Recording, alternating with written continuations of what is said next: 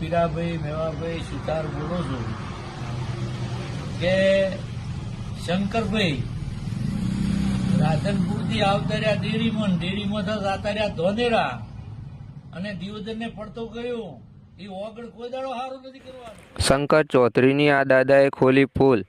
શંકર ચૌધરીનું કાળું સત્ય બહાર આવ્યું. તો નમસ્કાર મારા ભાઈઓ અને બહેનો, ફરી એક નવા વિડીયોમાં તમારું હાર્દિક સ્વાગત છે. તો મારા ભાઈઓ અને બહેનો, અત્યારે સૌથી પહેલા વાત કરવામાં આવે તો અત્યારે આ દાદાનો વિડીયો ખૂબ જ વાયરલ થઈ રહ્યો છે. આ દાદાએ શંકર ચૌધરી વિશે વાત કરી છે અને શંકર ચૌધરીનું કાળું સત્ય બહાર લાવ્યું છે. એટલું જ નહીં પણ શંકર ચૌધરીને ગાળો પણ બોલે છે. તે વિડીયો બતાવશું, પણ વિડીયો જોતા પહેલા મારા ભાઈઓ અને બહેનો, વિડીયોને એક લાઇક અને ચેનલને સબસ્ક્રાઇબ કરી નાખજો, જેથી કરીને આ ચેનલમાં નવા વિડીયો અપલોડ થશે તેથી સૌથી પહેલા તમને જોવા મળશે.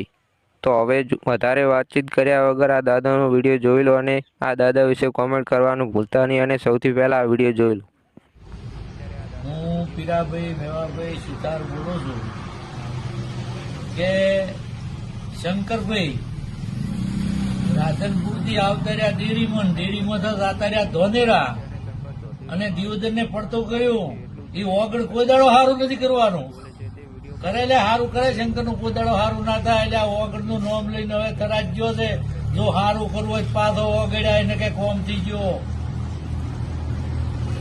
અને ભલો થા. અને ડેરીને તારે થરાદ લઈ જ આવી જઈ તો મને ખબર છે.